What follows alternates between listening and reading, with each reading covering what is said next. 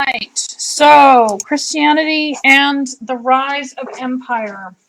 So our goals for this week, or for this half of the class, is to identify the circumstances under which Christianity becomes tolerated and then legalized, to identify adaptations in Christianity to changing circumstances, as well as some responses to adaptations, and to identify theological implications due to changing circumstances. So one of the questions that is constantly asked in when I teach this, and especially when we get to this point, is why is it that Christians go from a persecuting minority to a persecuted minority to a persecuting majority? Okay, and that is a question that you can actually place on any group. Okay, so the way human behavior works is that whenever a social group consumes another, right, the group that is consumed adapts the behavior of the society that consumes it in order to survive. Okay? So it's not the case that Christians go from being a persecuted minority to a persecuting majority because of actually anything that has to do with the religion. Okay? But because that's how civilization survives. That's how groups survive. Okay? But we can come back to that and argue about it ad nauseum. Okay? Where's that disgusting coffee that I made? Oh. All right. So let's go forward. Final persecution. I asked you to consider the reasons why the final persecutions came about. What did it entail? And why did it fail? Identify with your conversation partners what you found. Who's missing? Henry? Where'd he go? Is his stuff still here? Yeah, stuff's still here. Okay, he's coming back. And Lizzie, that's her computer, right? Yeah. She'll be back. Okay? I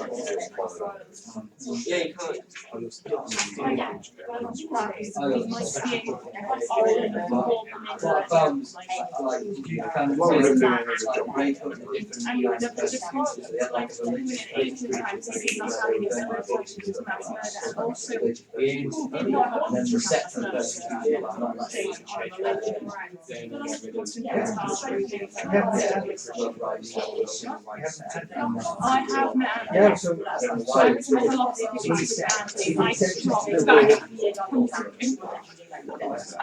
I just don't get my philosophy.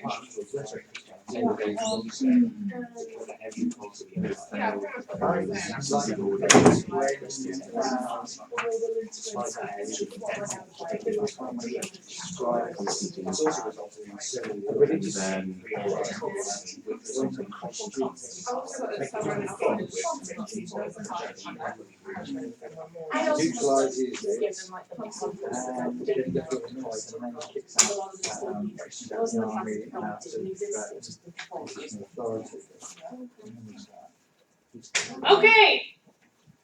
What did it entail and why did it fail? Start here.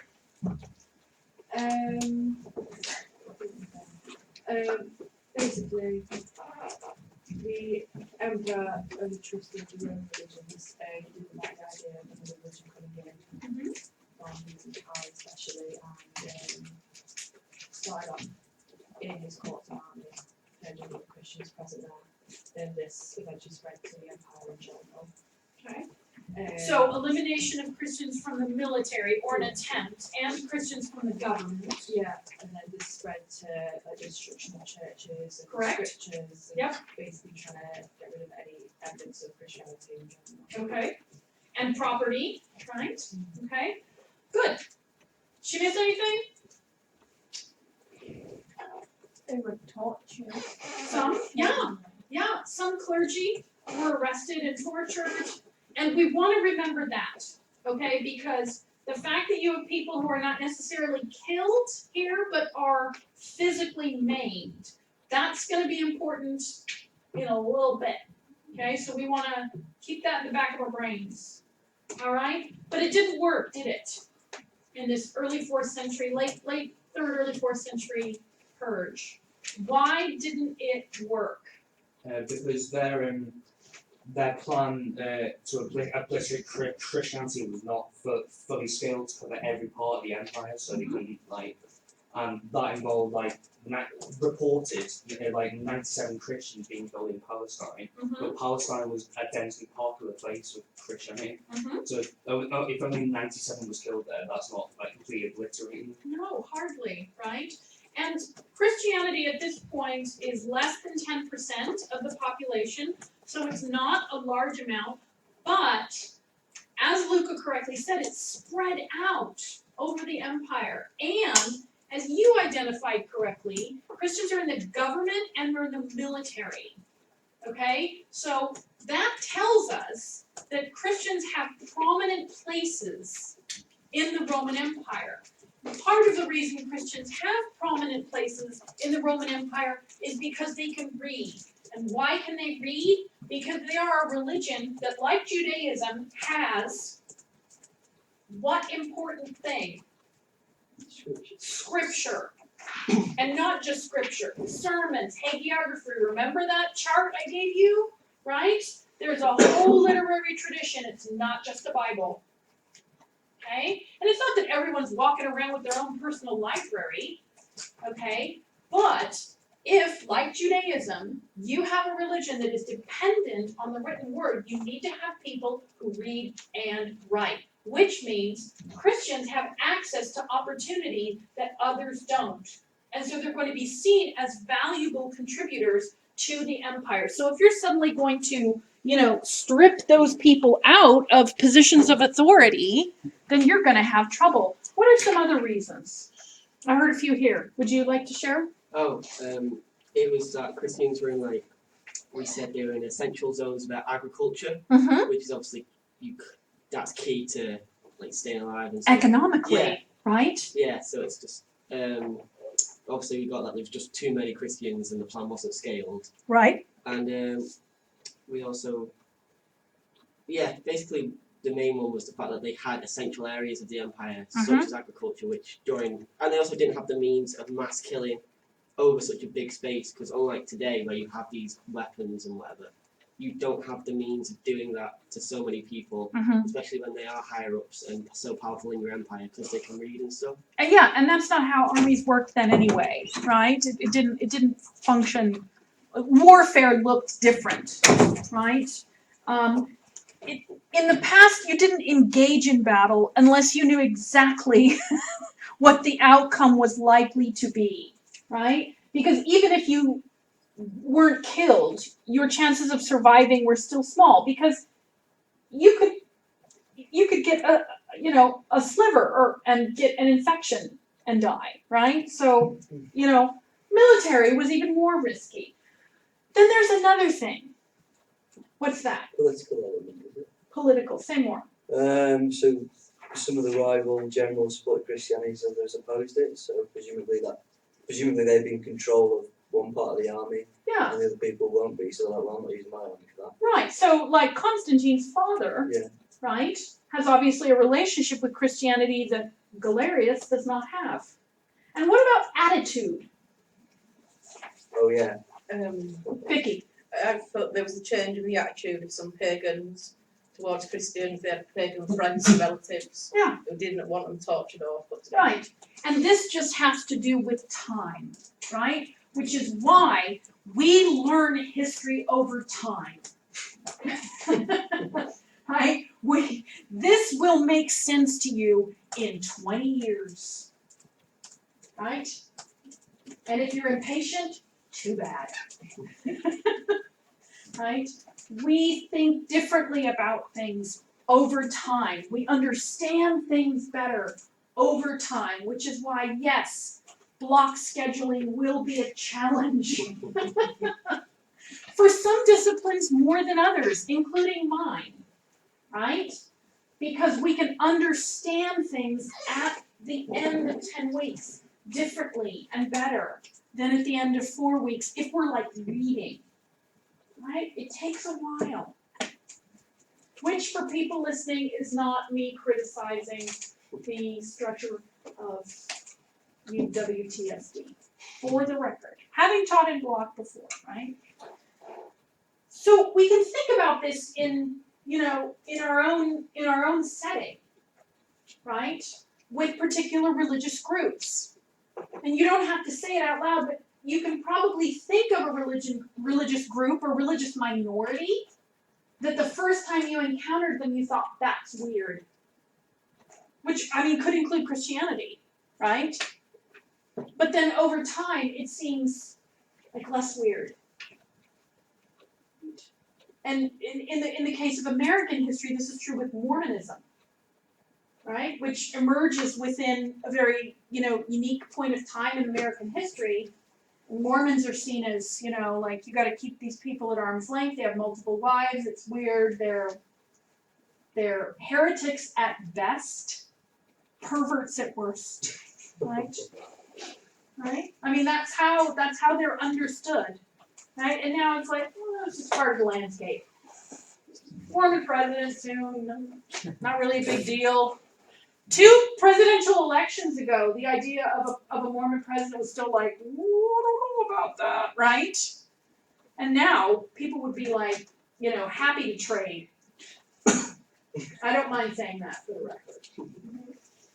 So over time, people come to see that, Christians aren't eating babies in the dark, married to their brothers and sisters, kissing all the wrong people, right? These aren't things that are happening. Okay? So this shift in attitudes about Christianity takes place against the backdrop of a political system known as the Tetrarchy. Now, if you read the chapters for today and you thought to yourself, I don't know, A, who these people are, or B, why I should care. Patrick's shaking his head, okay? Let me just tell you, it's okay, right? And this is part of my job, is to say, here's what I want you to think about, and the rest you can just kind of go, okay, whatever, all right? What I want you to think about is this system, okay? The Tetrarchy. Who's part of it? We don't really care that much. This guy matters. Galerius matters for reasons we'll talk about in a minute.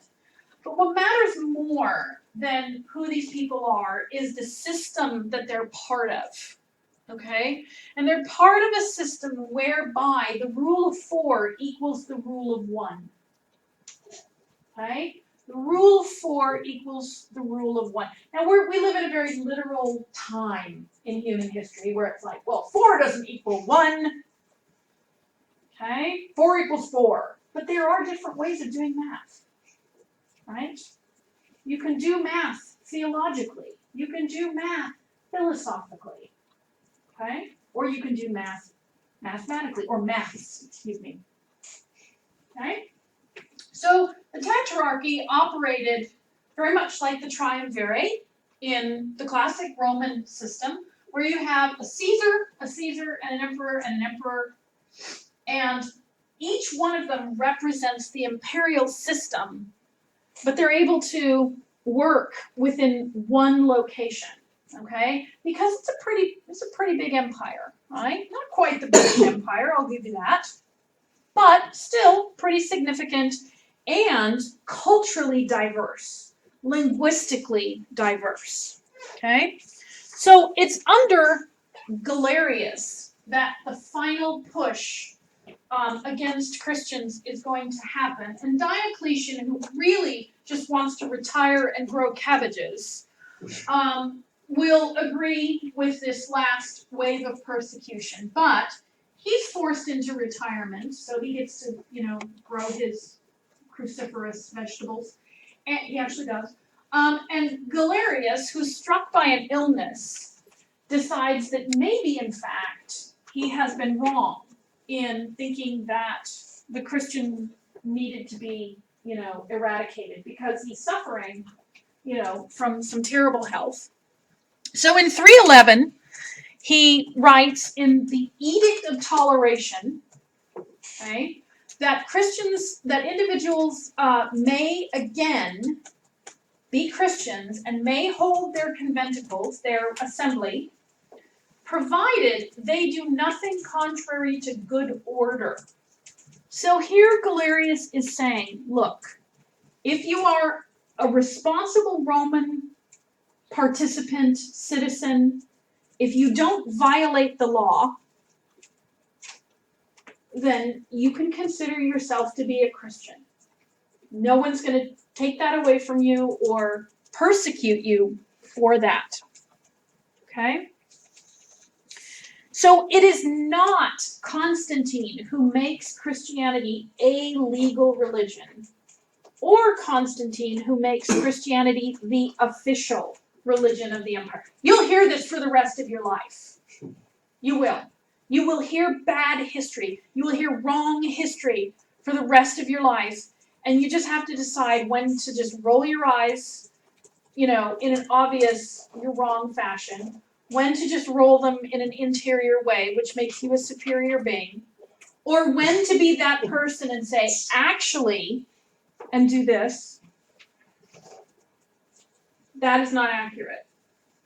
Okay? So you just have to sort of decide, pick your moments. Pick your moments, okay? So, by the year 311, Galerius dies 8 days later, so it doesn't work. He does not appease the Christian God, so, oh well. But by 311, Constantine has risen up as a Caesar. Maxentius is in Italy, and Caesar Licinius is over here in the east. You now have a triumvirate. You now have moved from a tetrarchy to a trinity, if you will, okay, with 3 individuals operating as one imperial figure. This is not me saying that Christian theology takes as its basis political theory. Right. Yeah. This is not me saying that. Okay? Do you think it influenced it anyway? What I do think is that this way of thinking about structure makes sense to people. And so the cynic over here on this end could say, well, they're just Patrick. Yeah, could just say, well, they're just copying, right? They're just copying that system, and how convenient, right? Agreed. Okay?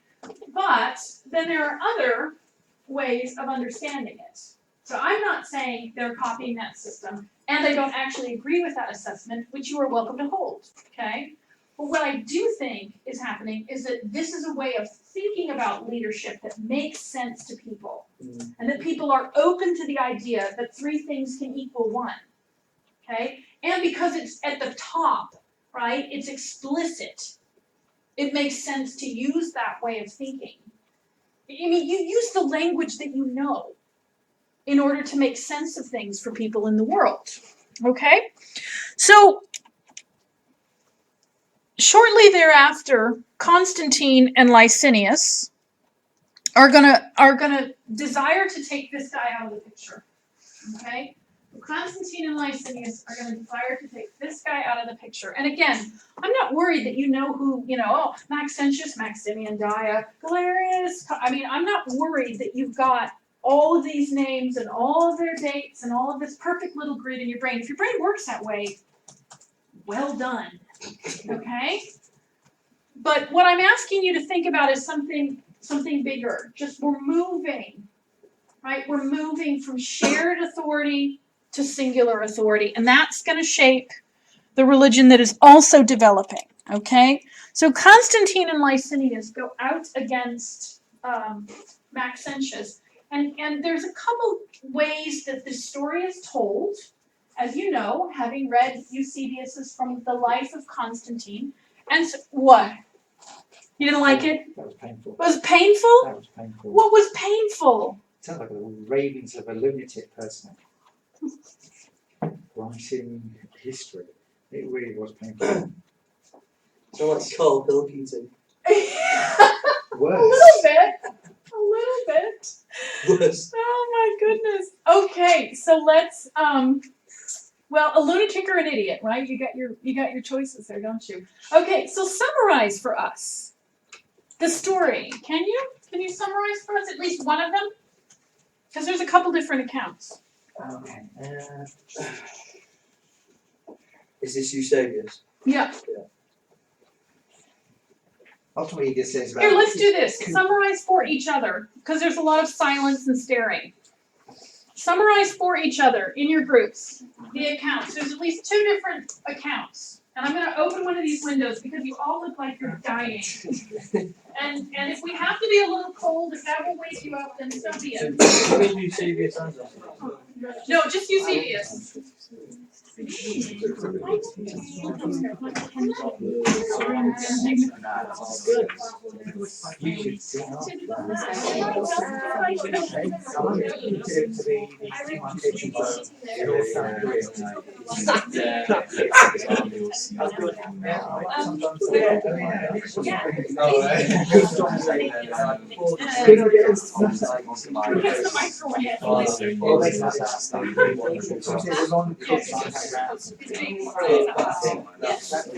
think I'm just having to more attention. Yeah, that's it.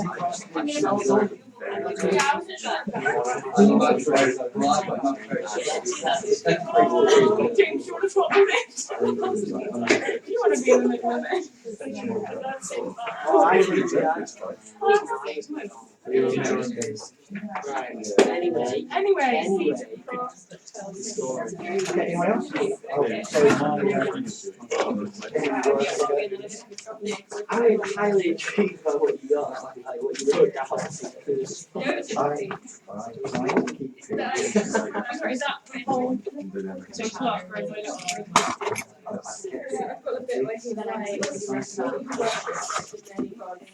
conquered by this, then something to do with orientation. Lizzie. Oh, I hadn't done that. I was just. Oh, okay. Okay, are we done? We summarized? We got it? Okay. What does Eusebius say happened to Constantine? That he has a vision in his sleep and I'm gonna call it a vision, but and he appears to him as well and he was an army and stuff. Yeah, so you've got these 2 different stories, obviously, that Eusebius has taken and put together into this one account. And in one, Constantine is outside and he sees this vision, this sign, what? Far across in the sky. Yeah, a cross in the sky, right? With words about conquering. Conquered by. A little bit problematic, right? But what's going on here in terms of the culture in which Constantine is living? How is this a completely appropriate type of event for Eusebius? What's the relationship between the divine and the imperial figure, especially one who's a military personnel. Right, yeah. So like the emperor cults, they would be constantly getting visions from Absolutely. their ancestor Zeus and what. Oh yeah, exactly. Messages, signs, go and do this, go and do that, right? From their counselors, from the government who also represented the ancestral religions. This makes perfect sense, right? So as historians, as students of history, we don't bother with the question, did this happen? Because historians don't care. We went over this day one, right? We don't care. That's not our job. Our job is not to prove whether this happened or not. Our job is to talk about and think about what are the effects of this written account. Okay?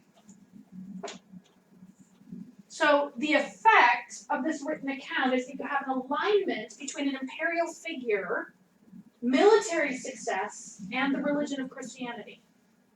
Okay? So what's interesting is not a vision. Who cares? I can go outside right now. I can take you all out there. We'd look up in the sky, we'd see something. We'd see clouds shaped like an ice cream cone.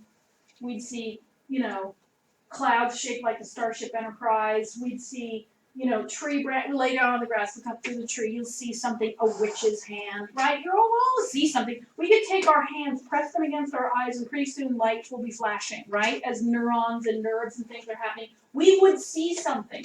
That's not the issue. Look, not Paul. He's Paul, right? Yes. Paul's doing it, right? Let's have a vision.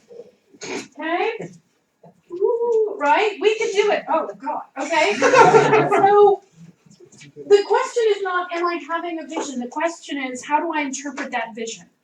Right? And so what's interesting is how Constantine interprets that vision. Okay? Which is what Eusebius gives us.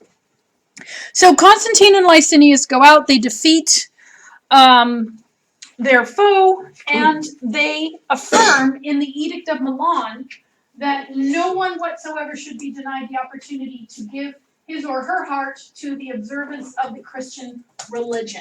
Okay? So what he's doing here is not legalizing Christianity, he's affirming the legalization of Christianity. I guarantee you, you will hear it for the rest of your life. And you will remember me. I'm like a virus.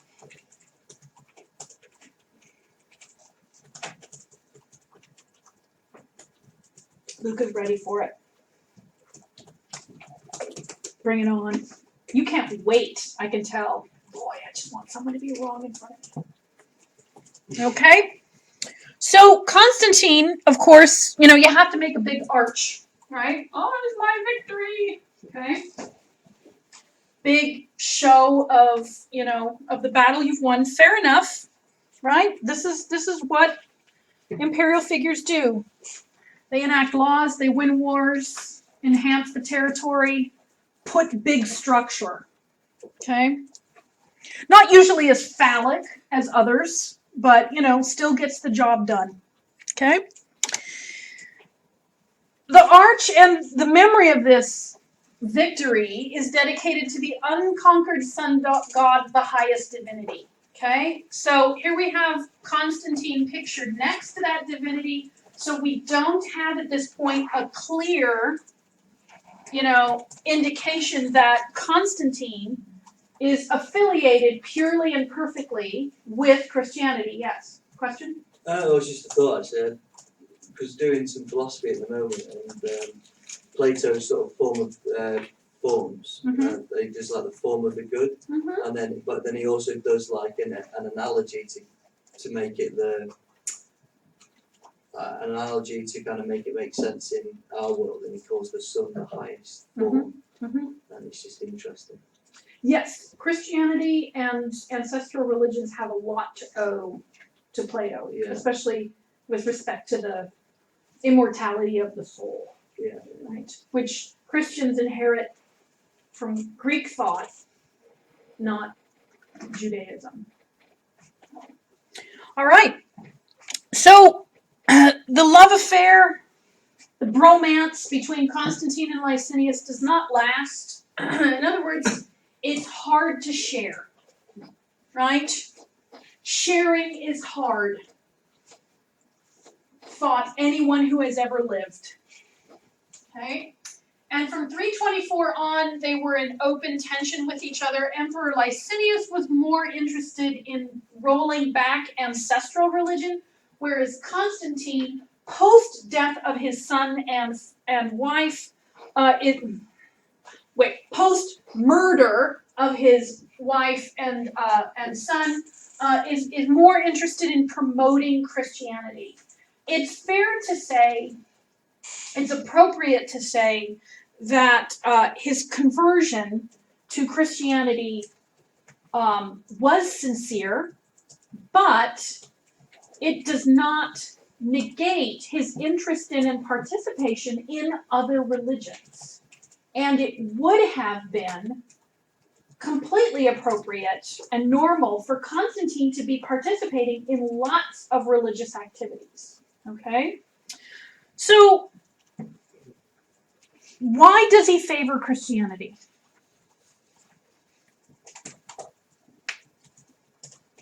Why?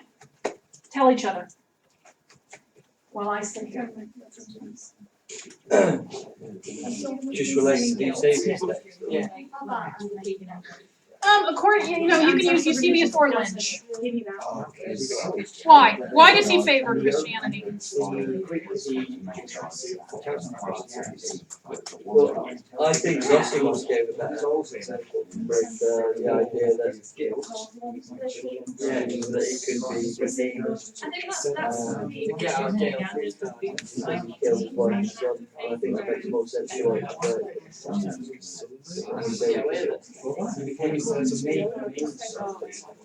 Eusebius.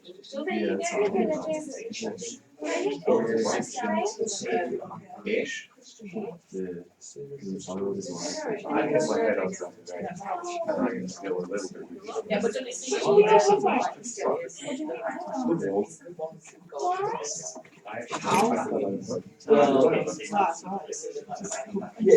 Yeah, but I think that comes. I think that comes after. No, this isn't new. This is not like a new experience for me. So I think Eusebius is right there. Will be, but I think the reason for his conversion is probably his guilt initially, and then it's maintained by the fact that Wasn't that that unfortunately too late? James, you're not ready. Fair enough. So, what did Constantine admire about Christianity? I think probably the sense that, well, this is why I think Zosimus gives a better example, because it's clear that he felt guilty for killing his stepmother and son, and so ultimately it was the redemptive side of it, I think, because I think that makes more sense as to why he converted, but I think Eusebius makes sense of the fact that he remained in it, because whilst he was using the cross in his wars, he was winning them, so it kind of confirmed it for him, didn't it?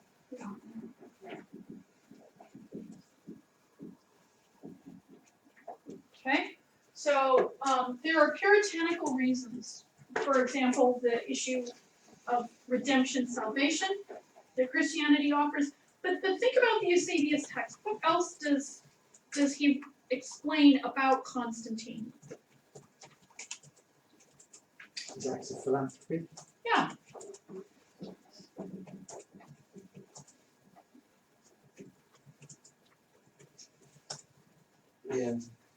Yeah, so he's clearly breaking social values there, isn't he? 'Cause, Yeah.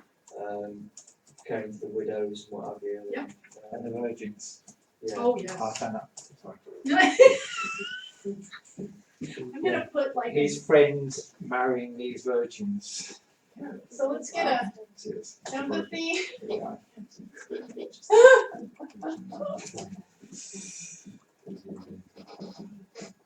I need like a real one, so I could like move the.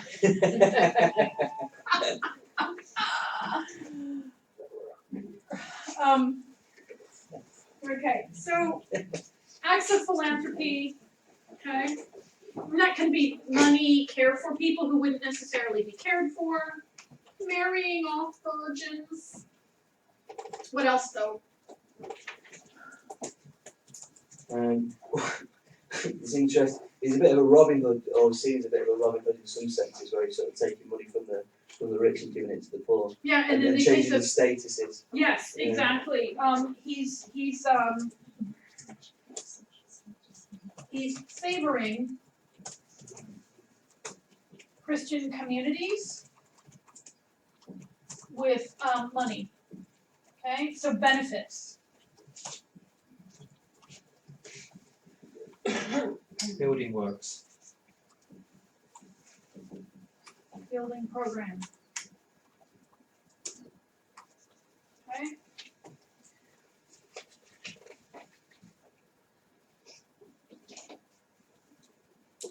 Now, in time, this is going to be quite problematic for non-Christians. It's not as of yet the case that money's being directly diverted. It's starting to happen, but it's not as problematic as it will become. But for the most part, I mean, we're seeing, that there's these ethical pieces or morality pieces that are part of a Christian worldview that are in many ways Caesar Augustus also, was very puritanical, right? And the fact that he's winning, right, helps. It's like this is an affirmation that this theological view is correct, right? Another piece of that is political is that he could see that Christians in politics or Christians in government were a benefit. Okay? And military officers. Okay, because again, reasons we've talked about before, they have some degree of education and you want to promote that, right? You want to promote that. So, from 324 on, Constantine is the sole imperial figure. He goes out ultimately against Licinius by, trumping up a good enough reason, which is simply that Licinius is impious and violent and wow, my cynicism meter is off the charts here. But you have to read the text for what it is. And Eusebius is making clear that there are like moral, theological reasons for going out against this individual because these problems, these theological, ethical problems result in bad behavior, a dangerous precedent. Okay? So we've talked a bit about this. What does Eusebius provide as proof? Building, behavior, education, calling a council. Let's talk a little bit about the new history. Compare ways Constantine is presented by historians. Identify one way in which Roman social values are evident in the text by Zosimus. So share with each other which of the social values that you chose to pick.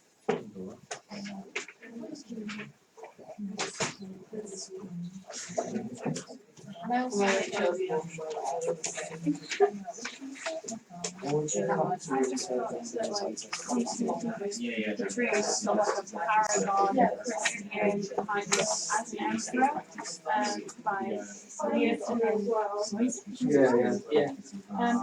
it's much more simple about him. It's like every good king does. There's a reason why he's doing it, and it's not. Yeah, I can Yeah. yeah. It's like What was up here? Yeah, they'll finish. And I thought, like, the social value that was kind of being broken to me, was like the idea of kinship.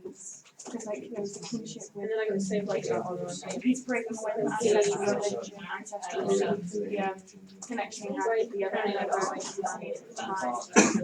There's the bond between his family that he broke to begin with. Yeah. And it's like from that point of breaking the idea of kinship, and then joining Christianity, he moved his power away from traditional Rome, this like Judaism, trust around 1,000 Christianity. So like, and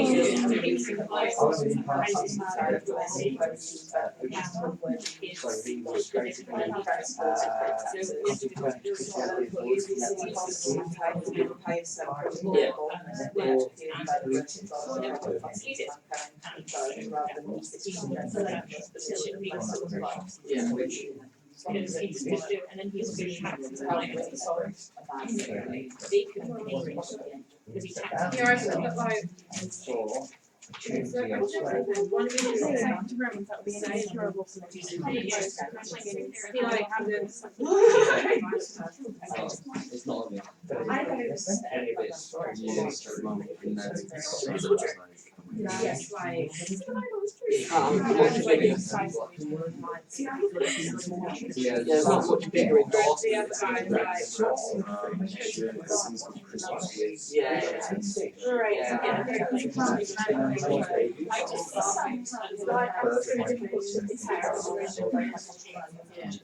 Yeah, there's a tweet which you read as a something. Slightly rounded from yeah, there's one.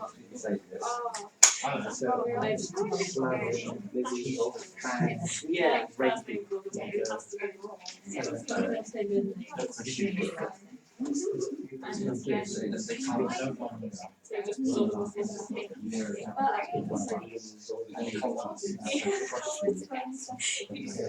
Okay.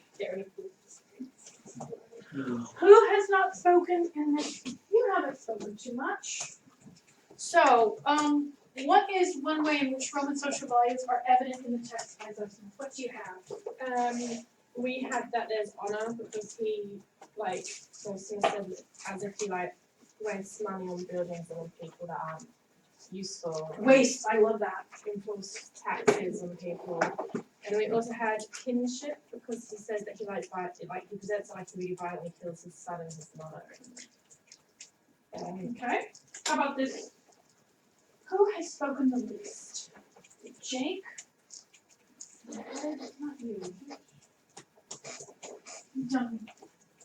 Represented.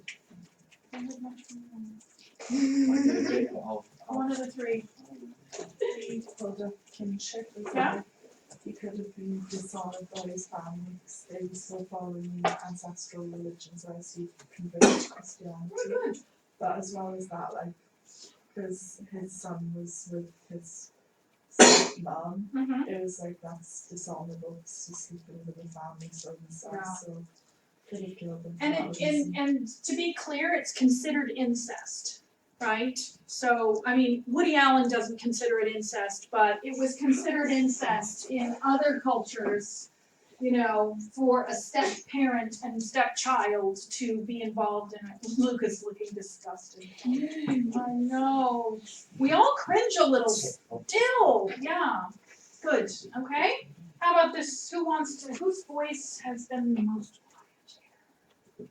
Again, Paul's like sitting here ready to talk to me. He's looking, I know you have. he's looking down at his He is laptop, though, seeing him. yeah. How about Lizzie, how about you? I did teaching and client. I feel like he failed to uphold his side and his role as patron because he didn't provide sufficient buildings for his clients. Okay. How about over here? How about you?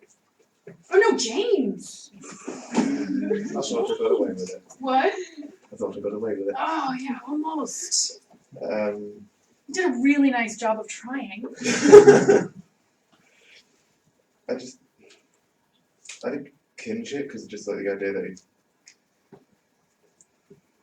his Zosimus was always like he broke it. Basically. By murder. Mm.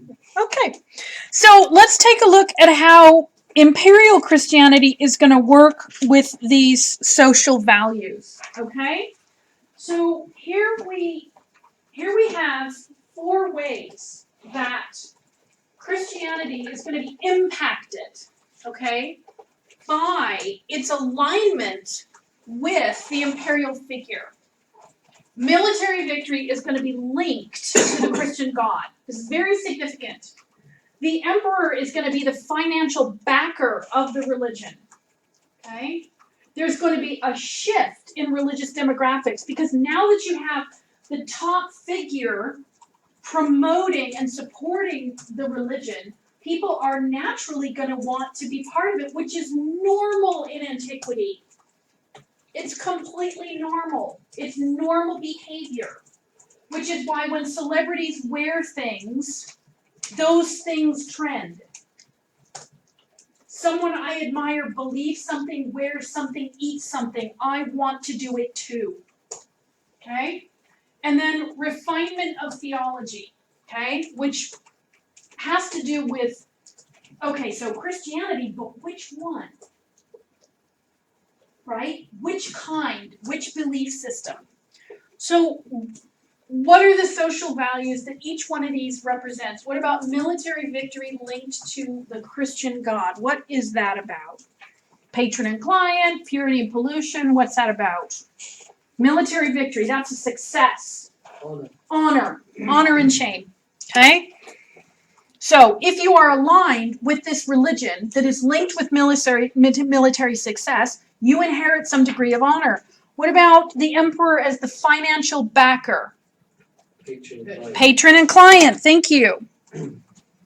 Shift in religious demographics. Now suddenly you've got all kinds of people. Vicky? Kinship. And then purity and pollution. Okay? Power is now able to be justified in religious terms. Okay? As it relates to Christianity. Which doesn't mean now everything's going to go bad. It's just a new way of understanding the role of the religion in society. Okay? Constantine defeated Licinius because in that worldview, Licinius had the wrong gods. Okay? Which doesn't mean those people who think that way are stupid or bad or mean. It means they are thinking within their social construct. Okay? In terms of the emperor as a patron, right, of the religion, it's his job to distribute services and benefits. And consequently, there's going to be progress in terms of the construction of buildings and the construction of the liturgy, which is now going to take on something of the trappings of court ceremony. Okay? In terms of religious demographics, there's going to be a promotion, and then there's going to be a rise in Christianity, and then there's going to be a decline subsequently in ancestral religions and in marginal Christians. Okay? Christians are going to be in time favored in society, exemption from certain taxes, priests being released from additional duties. Remember, in ancestral religion, priests were also the Senate.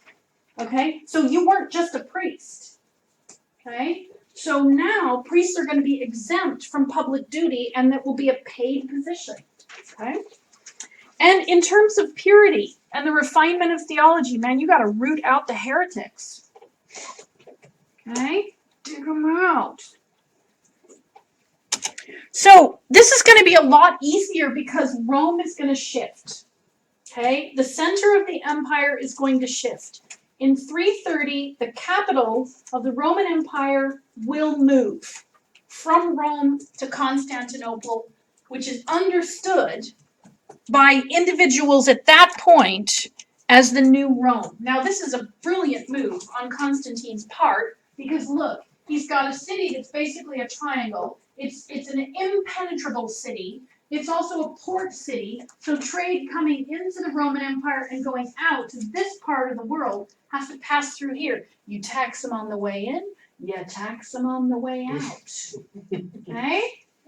It's fabulous. Very, very smart. He basically dresses Constantinople in the artwork of Europe. He pillages, by pillages I don't mean goes in with troops, but a lot of the great artwork and statuary moves from Rome and various big cities in Europe into Constantinople. And so he enriches this city. I think that Jerome says Constantine dresses Constantinople in the nakedness of Europe. Okay? And he also offers benefits to people who choose to move there. Okay? So, prior to Constantine, because this is going to change everything for Christianity. Prior to Constantine, Christianity is not going to spread through Pauline succession, okay? Through missions based on the Pauline movement. It is not going to spread through organized missions, through written materials or inclusive liturgy, okay? But it is going to spread through talking and studying and reading, much like you're doing here. It's going to spread through immigration and migration of Christians, through heads of household who decide, okay, I'm Christian or I'm part of this Jesus movement. I guess all of my woman folk and slaves are too. People went, okay, what time is it? It's Christian time. I guess I'm a Christian now, right? Okay. It will spread through secondary conversion, as we know, being married to someone who affiliates with Christianity. And also, it will spread through practical aid to those in need, because Christianity will be seen as having something to offer. This is all independent of theology, okay? This is not me saying that Christianity did not spread because people encountered the theology and believed it to be true. They did, but there were also other reasons historically why the religion grew. Okay? After Constantine, it will not be the soft push. Okay?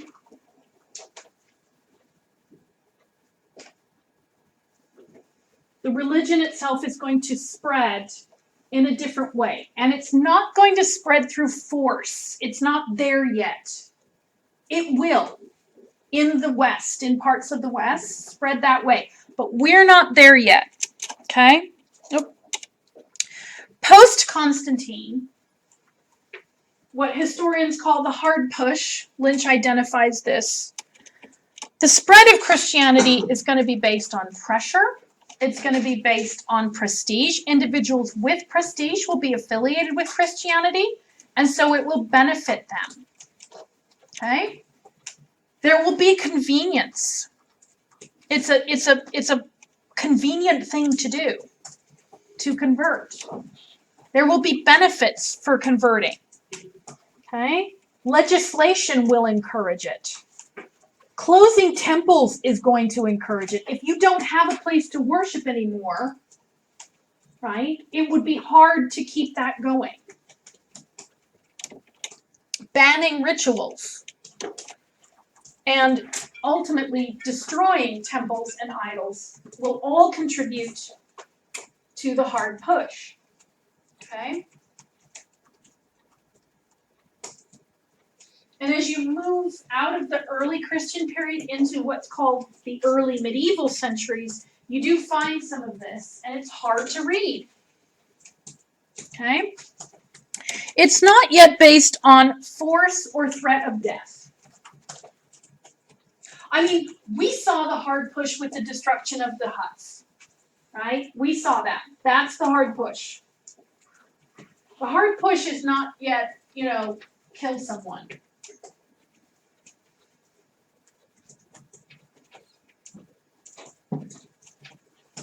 Okay. Oh, the trials of canceling a class. How are you doing? You going to make it? Need another quick break, another 5 minutes, get up and stretch? Yep, okay. Now's a good time. Let me pause this. You're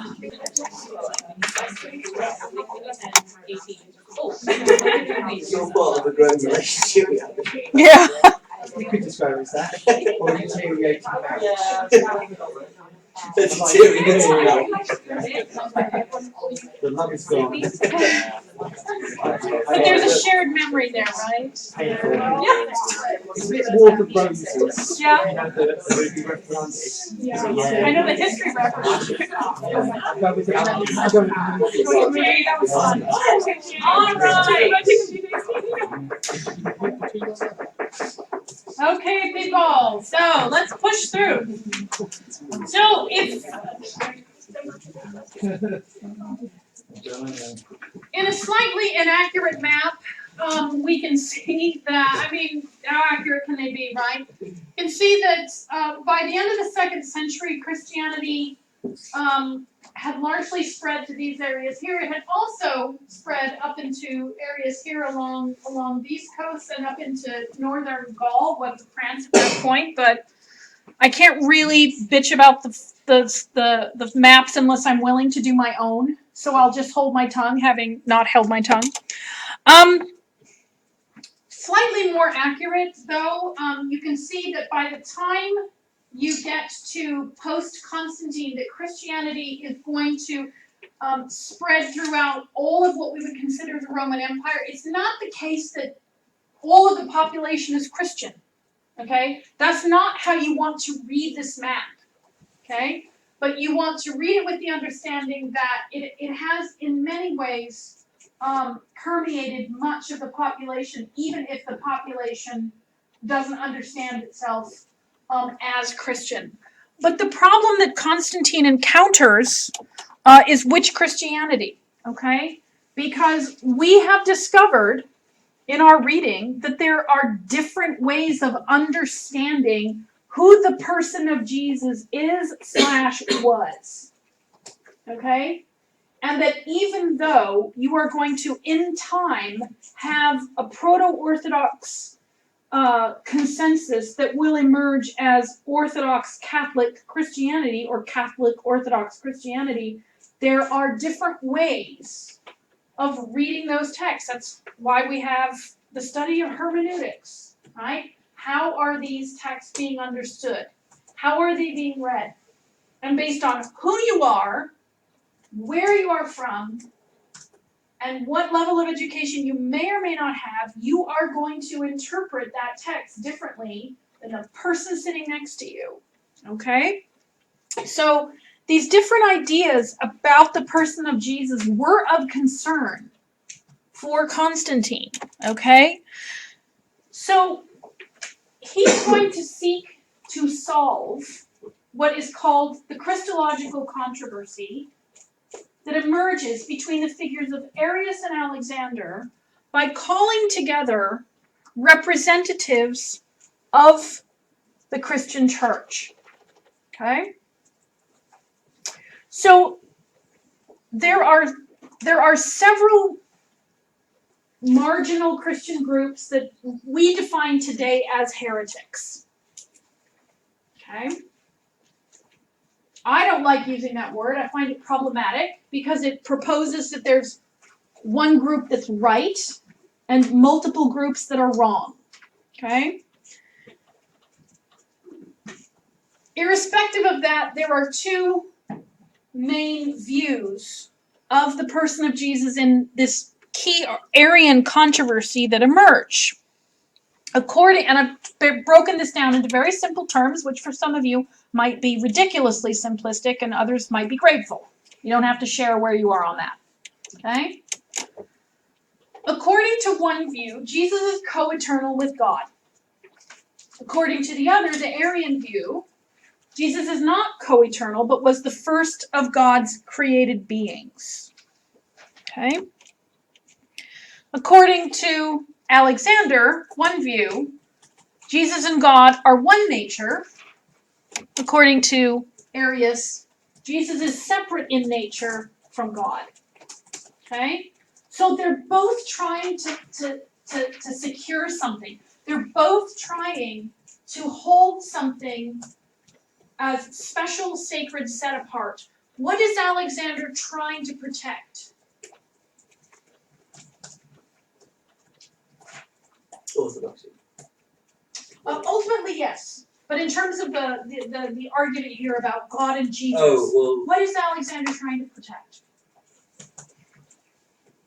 there's only You got it?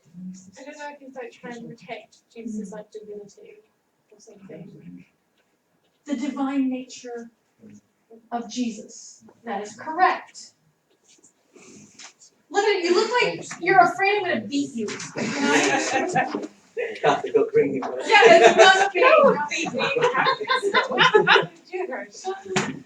What is Arius trying to protect? Or who is Arius trying to protect?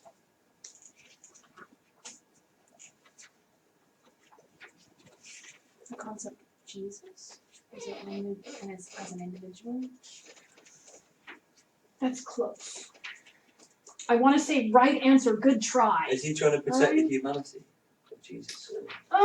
Not as much as he is trying to protect the ineffability or divinity of God, right? The uniqueness of God. So Alexander over here is trying to protect the divinity of Jesus, okay? The link between Jesus and God. Arius over here is trying to protect the unique divinity of God. So they're both trying to protect something about these important figures, but they also both want to draw a line at a certain point. So I have this ridiculously simplistic chart here for my social scientists of the past, which you might find useful. But Alexander thought of God and Jesus as separate from creation. Okay? There is a line that you can draw underneath them. Arius, on the other hand, saw that there was a line that you could draw between God and Jesus, but that Jesus was also separate from creation, because Jesus was the first of God's created beings.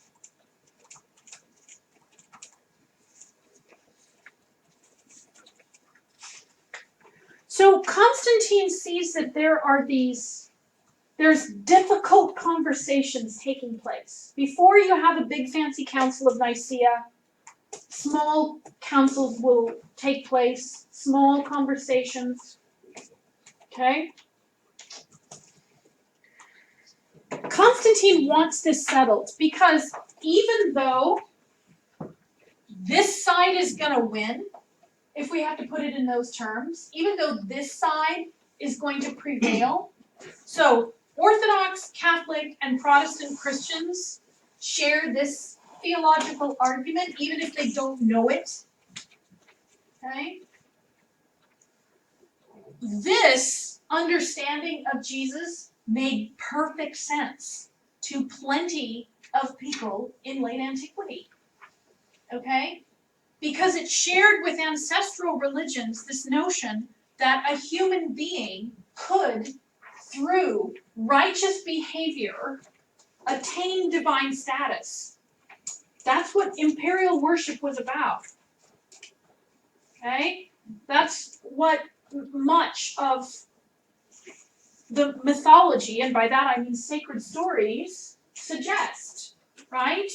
That through good behavior, divinity might be achieved. So it's not that, Arius was some whack job over in the corner muttering strange things to himself, right? There were plenty of people who were on board with this. It made absolute perfect sense. Let's go past that. So Constantine called a council. He's like, we're going to settle this once and for all. I'm lucky in a room. He didn't do that. Others did. But, we're going to settle. We're going to sit down. We're going to get this solved. And so in 325, members of the Christian community met. And by members of the Christian community, I mean bishops, representatives, clerics, priests, deacons, gathered together in what was the first Comic-Con of Christian history coming from all over. And the reason that this council matters is because you have bishops and representatives from the entire width and breadth of the Roman Empire. Okay? So that's one of the reasons it matters. Another reason that it matters is because of what I mentioned earlier. We're not going to forget that there were, in fact, as you pointed out, people who were tortured during the last persecution. Okay? And so you have together not only representatives from all over the empire, but you have people who have physically suffered and bear the wounds and bear the effects, okay, of that last period of persecution. Okay? And as we know, physical malady changes the dynamic in the room. Right? Someone walks in bearing the effects of war and wants to talk to you about veteran benefits, you better listen. Right? So you've got people in the room with missing limbs, who are blind, who, have recovered from some pretty problematic behavior, and it's like, oh, I think maybe we should pay attention to these ideas because people are willing to be killed over them, right? Have we forgotten that? Because again, I've said it before, I'll say it again, it's not that 10,000 people were killed for Christianity. It's that 10,000 plus people saw some people being killed, okay? So when you witness that, it makes a bigger impact, okay? So the Nicene Council came to consensus about the limits of the relationship between God and Jesus, okay? And they came to the conclusion, using the language of Justin Larder, using the language of reason, unlike, what was his name with the hairdryer, Walter Kagan, who says that reason and truth have no place in religion. They used reason. They used the language of philosophy, right? To fix the limits of relationships between Jesus and God. And the word that mattered was homoousios, same substance or essence, which means that you don't have a time when Jesus was not, according to theology, according to Christian Orthodox theology. Okay? So this council matters because in addition to fixing the limits of the relationships between Jesus and God, it also established boundaries of the church, like who's in and who's out, right? Who are the citizens? Leadership. Who's in charge? In this case, in the case of the Nicene Council, it was determined that leadership had to demonstrate continuity with the apostles, okay? Which introduces to us a phrase known as apostolic succession. All right?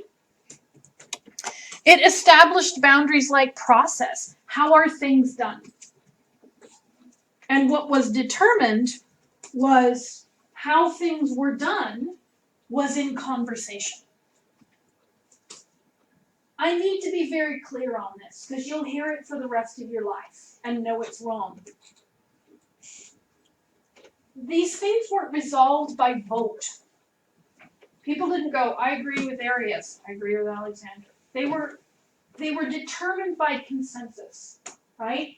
Which means that somebody has to be okay with not getting their way.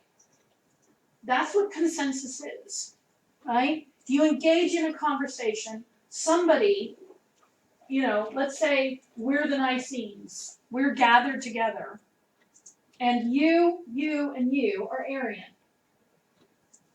And we've got to come out of this, agreeing on something. And consensus means at a certain point, you're willing to concede that, okay, I'm not going to get my way here. But I'm also not going to throw a hissy fit. Right? That's consensus. Okay? The other boundary of the church that it established was doctrine. What is believed to be true about the relationship between Jesus and God, things like canonical texts, which is actually not fixed at that point, but very quickly, within the next century. Okay? And then this all quickly goes bad. So Constantine dies, 337. His sons make a mess of it in time. His nephew, Julian the Apostate, seeks to revive ancestral religion, but it doesn't work. By that time, it's too far gone. Christianity is too deeply entrenched in the social world. Okay? It's not that all of the Roman Empire now believes Christian theology to be true, but because Christianity is embedded in the culture of the Roman Empire, it's been consumed. It's not that the Roman Empire has been Christianized. Christianity's been consumed into the Roman world. It's really too long now. It can't be rolled back. And so by the end of the 4th century, with this figure Theodosius, okay, you see the opposite beginning to happen, as I mentioned earlier, right? The persecuted minority becomes the persecuting majority. And Jews, practitioners of ancestral religions, and marginal Christians are being denied the opportunity to practice their religion. They're being denied opportunities for citizenship and for advancement.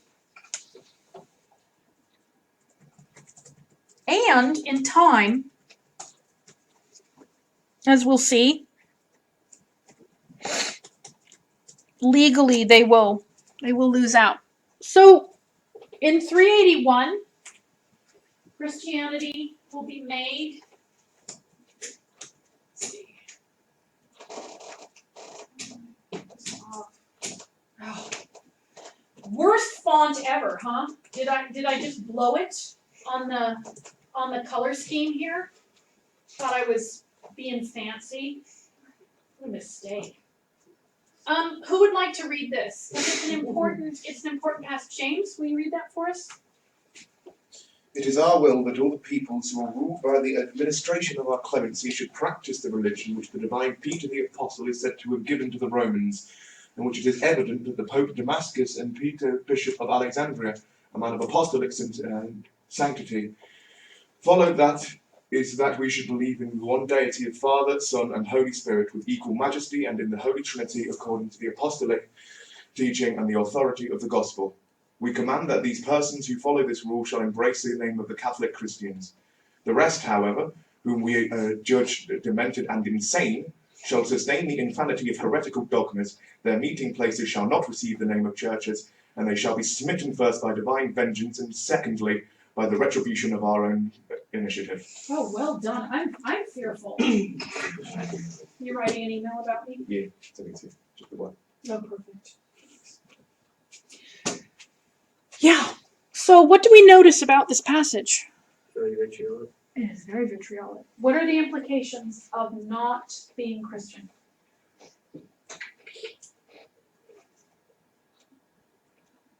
So does that mean you're killed? Not yet.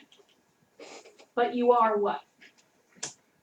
Outcasted from society. You're insane. You're demented. Right?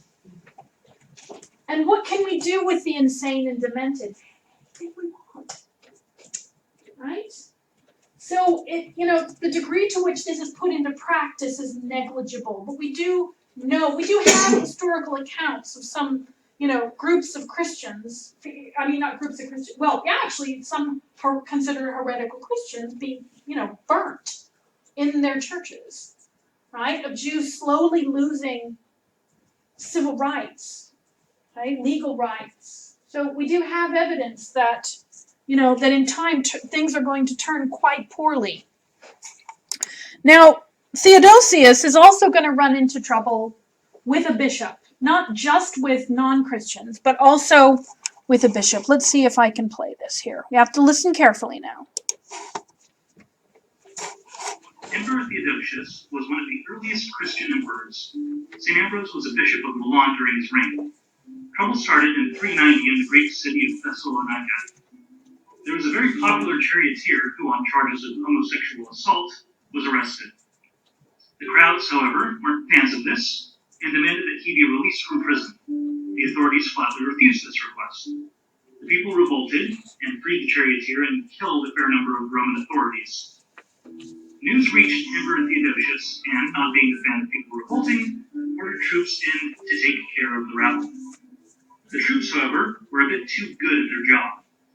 Soon the emperor reconsidered and sent word to make sure that the citizens weren't just being slaughtered willy-nilly.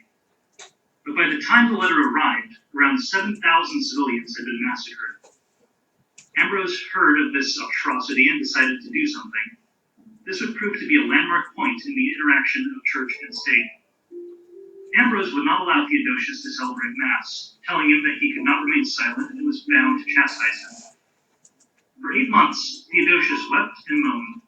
He tried to reach out to Ambrose via one of his advisors, but as the advisor encouraged the attack, Ambrose had very little to say to him. Eventually, Theodosius met with Ambrose one-on-one. Ambrose agreed to readmit the emperor to the church if he wrote a new law, which he did.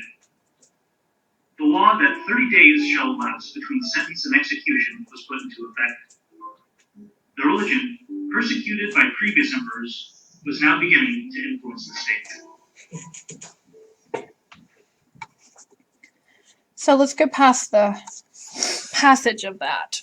And what we see happening very quickly, very, very quickly after Constantine, okay, is the religion being consumed by the culture, adapting to the culture, okay, being influenced at a social level by its alignment with the figure of the emperor, and then in time, like with Theodosius and Ambrose, this question about who's actually in control of the physical world, right? Like this is important, right? That this bishop influences this imperial figure who changes a law. I mean, for the benefit of people, but it sets an interesting and potentially dangerous precedent for the future.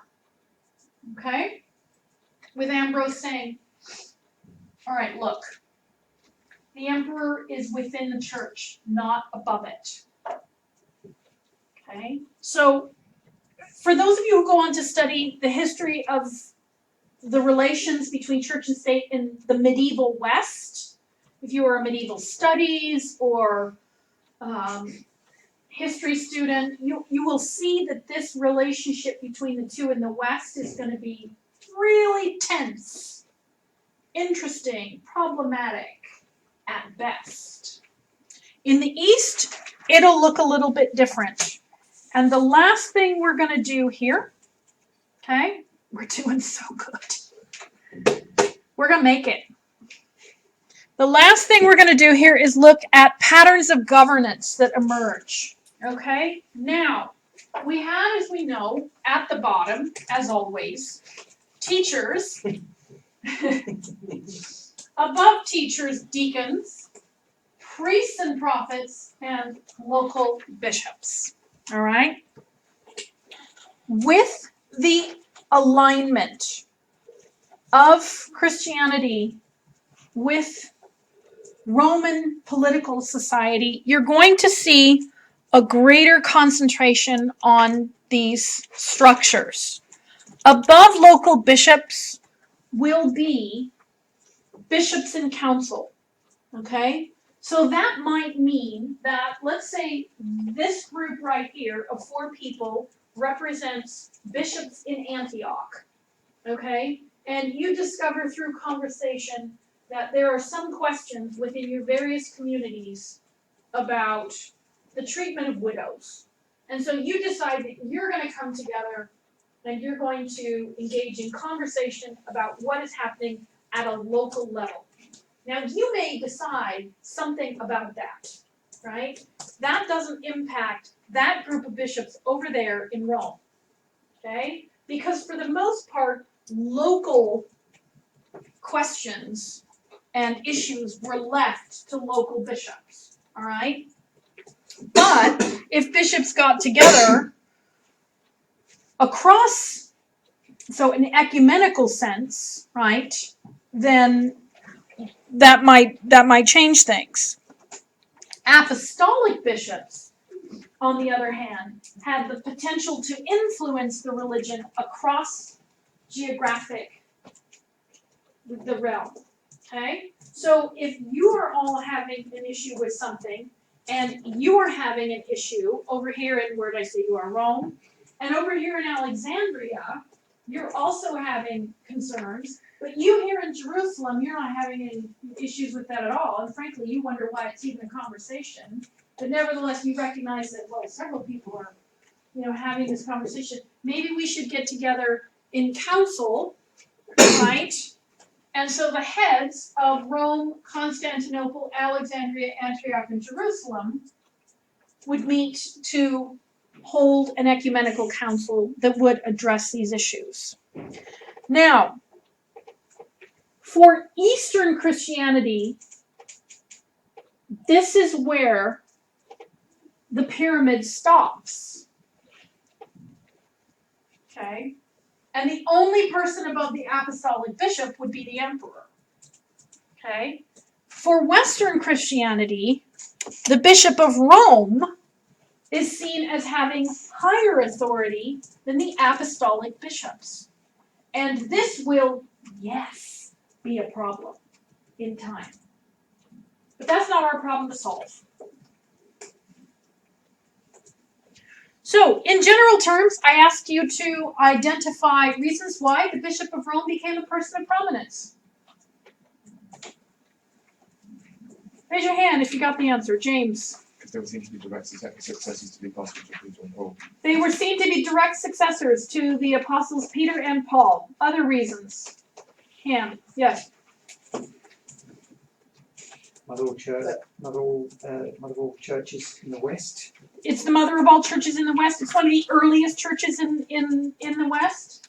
Yeah, like apostolic credentials, but used to the point where you could actually look at scripture and see the authority being given by Jesus to apostles, and thus because they carry the credentials. And one interpretation of that scripture is that authority is given to Peter. Yeah. Another interpretation suggests that it's given more broadly. Yeah. Right? So, but your point being that there is a scripture that points to authority. Okay?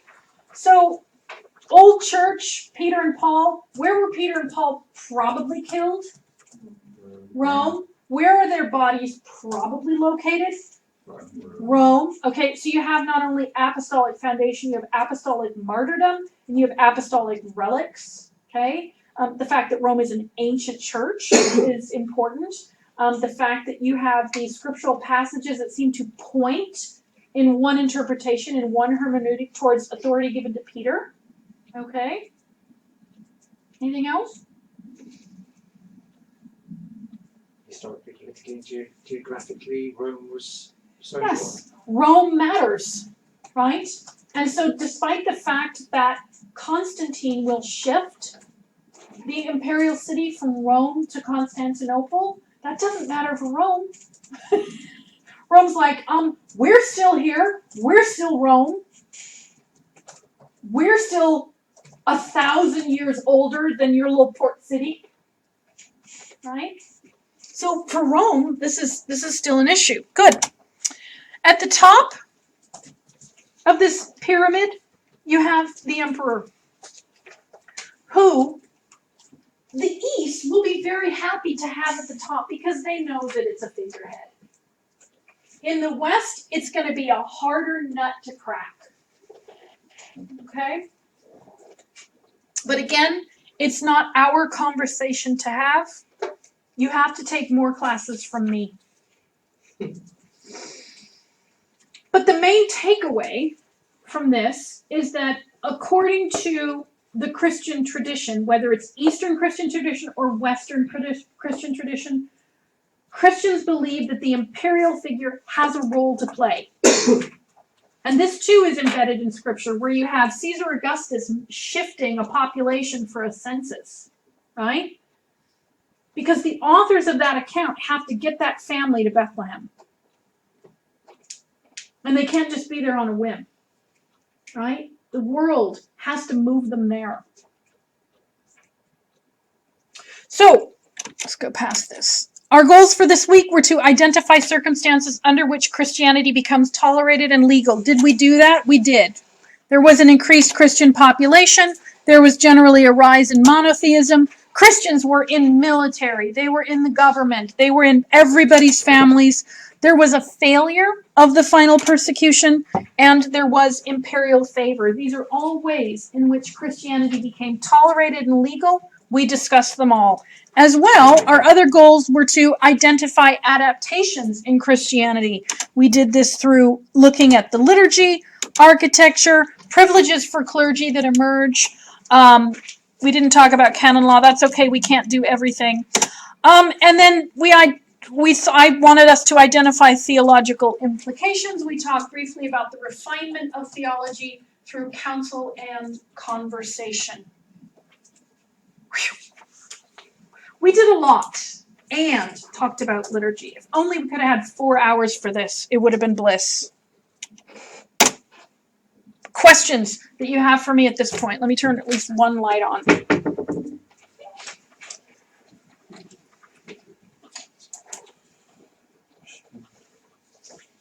Okay, take a look at your papers because I, give you space at the end of that. What historical questions do you have that the reading raised or did not address?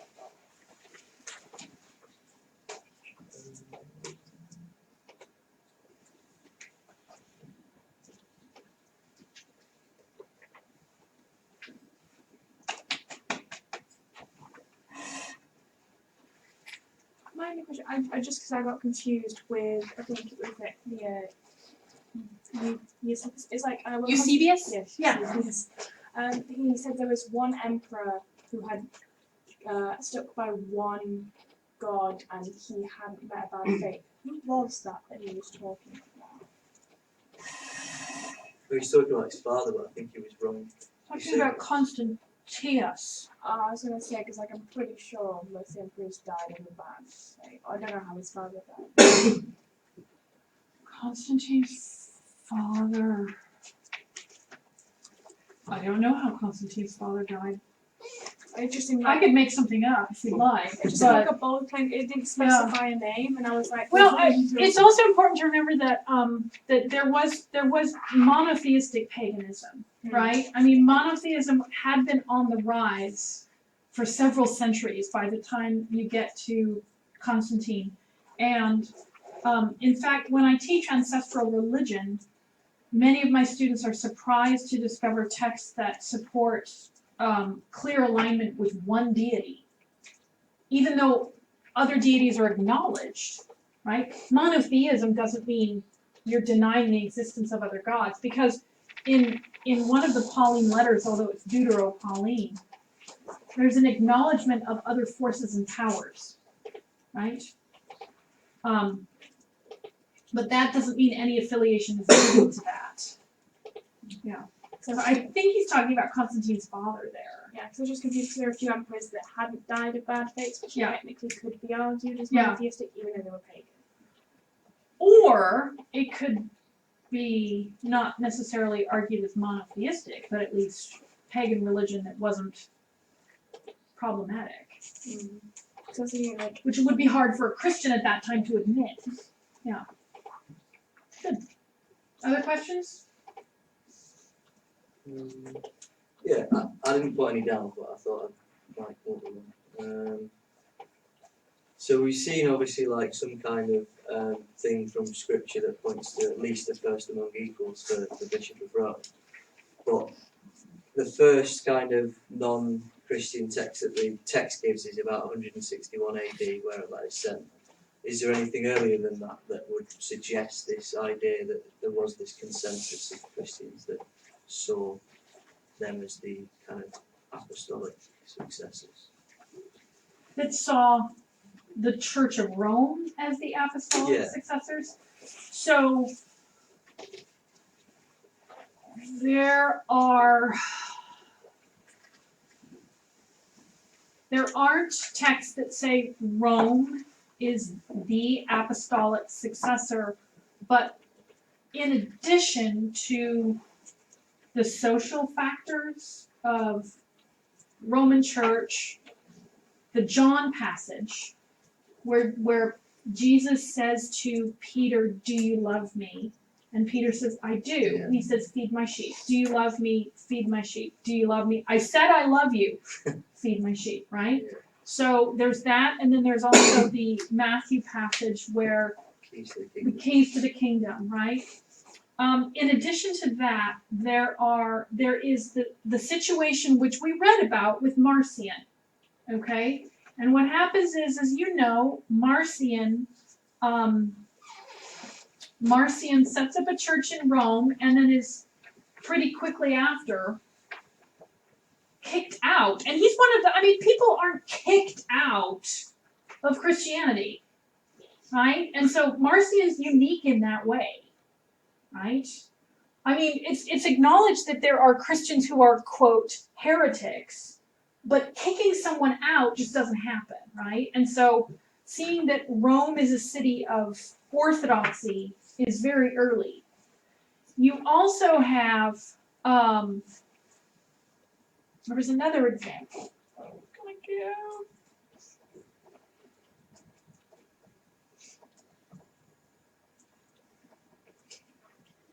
It's gone out of my head, but in general terms, there are examples of dispute. The Muratorian document. So an early listing of canons, of a canonical list, is from Rome. Okay, so even though that's not something saying Rome is in charge, you have something that comes from Rome that proves in time to be considered right. So it's not that you have a document that says Rome is in charge, it's just you have several, again, we understand history over time, right? So as people look back and go, what is the evidence that Rome is superior?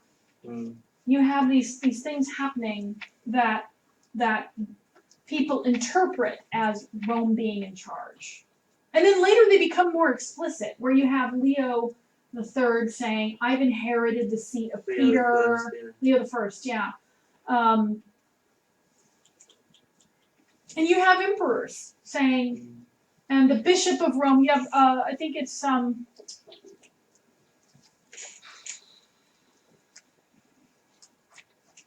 of the Theodosians will be saying, of the Theodosian dynasty, will be saying that Rome is to be venerated, or is to be revered because Rome is of higher status because of Peter, right?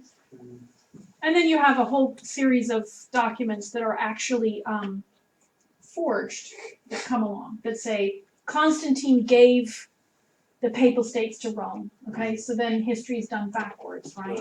Creating documents. And I think that's the earliest I can give you. Okay. Other questions that you have? Okay. All right. Save your documents of your notes. Close your computers. Eyes up here.